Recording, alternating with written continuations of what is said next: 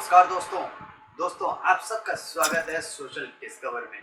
ज़्यादा समय बर्बाद ना करते हुए आज के टॉपिक पर आते हैं। दोस्तों, हम एमएलए का चुनाव देखते हैं, एमपी का चुनाव देखते हैं और हम राज्यसभा के मेंबर का चुनाव भी देखते हैं।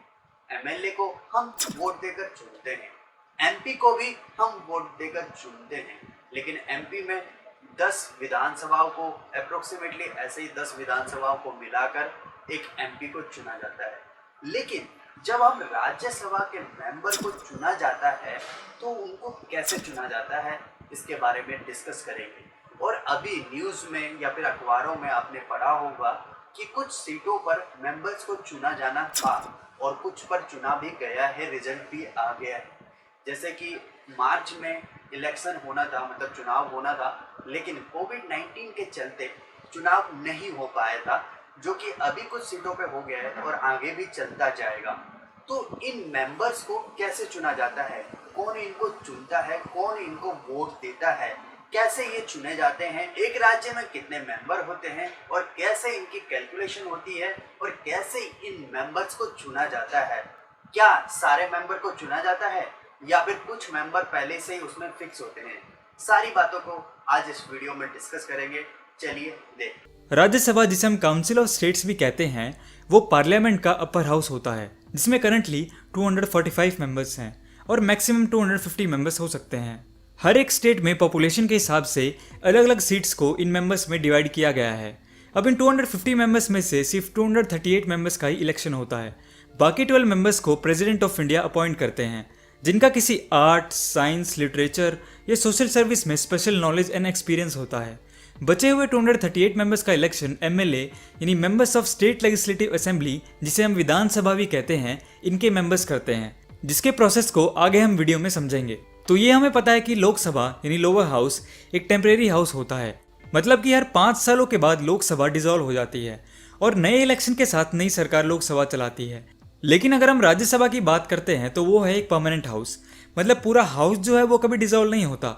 हर 2 सालों में 1/3 जो मेंबर हैं वो रिटायर होते हैं एंड वहाँ के जो मेंबर्स हैं उनका टाइम पीरियड होता है 6 ईयर्स का। मतलब आपने कभी ये नहीं सुना होगा कि सारे 238 मेंबर्स का इलेक्शन एक साथ राज्यसभा में हो रहा है। उन्हीं सीट्स का इलेक्शन होता है जो अपना टाइम पीरियड कंप्लीट करके रिटायर होते हैं। अब आते हैं मेन टॉपिक पर कि राज्यसभा के मेंबर्स का इलेक्शन होता कैसे है। तो राज्यसभा का इलेक्शन इस सिस्टम के थ्रू होता है, proportional representation by single transferable vote. तो हम एक स्टेट का एग्जांपल लेके समझेंगे तो अलग अलग स्टेट्स का आप अपने आप समझ जाओगे। तो हरियाणा में टोटल 90 लेजिस्लेटिव असेंबली यानी विधानसभा की सीट्स हैं, मतलब हरियाणा में 90 एमएलए हैं। अब राज्यसभा की हरियाणा से 5 सीट्स होती हैं। अब ऐसा तो हो नहीं सकता कि पूरी 5 सीटों की वैकेंसी हो, तो हम मान लेते हैं कि यहाँ पे 2 सीट्स वैकेंट हैं, यानी हरियाणा से अगर किसी को राज्यसभा में भेजना है तो 2 लोगों की जगह खाली है। अब कोई भी इंसान अगर राज्यसभा के इलेक्शन के लिए खड़ा है तो उसे जीतने के लिए हरियाणा से कितने वोट चाहिए या फिर कितने विधायक यानी एमएलएज का सपोर्ट चाहिए, इसको कैलकुलेट करने का फॉर्मूला है। फर्स्ट है वैल्यू ऑफ वोट, मतलब रूल्स के अकॉर्डिंग अगर एक से ज़्यादा सीट्स पर वैकेंसी है तो हर एक एमएलए की वोट की वैल्यू होगी 100।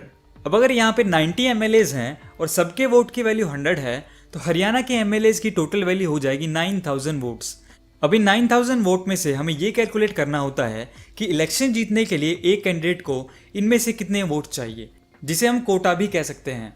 तो कोटा निकालने के लिए ये जो टोटल वोट्स हैं इसको हमें डिवाइड करना है टोटल नंबर ऑफ वैकेंसी, जो कि हमारी यहाँ पर है 2, और इसमें हमें 1 ऐड कर देना है। अब इसका जो क्वोशिएंट है उसमें 1 और ऐड कर देना है, तो ये आ जाएगा 3001। इसका मतलब किसी को राज्यसभा में चुने जाने के लिए 3001 वोट्स चाहिए। और हम जानते हैं कि एक एमएलए की वोट की वैल्यू 100 है, तो अगर हम इसे 100 से डिवाइड करेंगे तो अप्रॉक्स आ जाएगा 30। तो इसका मतलब ये हुआ कि हरियाणा से हर एक व्यक्ति को जीतने के लिए 30 एमएलएज यानी विधायकों का वोट या फिर सपोर्ट चाहिए। तो ऐसे ये कैलकुलेट किया जाता है। वैसे राज्यसभा के इलेक्शन के लिए बहुत सारे लोग खड़े होते हैं, पर एग्जाम्पल को आसानी से समझने के लिए हम ये मान लेते हैं कि हरियाणा से 5 लोग खड़े हैं, लेकिन वैकेंसी तो 2 सीट्स की ही है। तो अब यहाँ पे होती है वोटिंग। वो कैसे होती है हम आगे समझते हैं। देखिए, नॉर्मली जब हम वोट करने जाते हैं लोकसभा के इलेक्शन के लिए या लेजिस्लेटिव असेंबली के इलेक्शन के लिए, तो वहाँ पे ईवीएम मशीन पर अलग अलग लोगों के नाम लिखे होते हैं और हम किसी एक को वोट करते हैं, मतलब उसके सामने जो बटन होता है उसको प्रेस करते हैं और हमारा वोट उसको चला जाता है। लेकिन राज्यसभा की जो वोटिंग है वो अलग तरीके से होती है।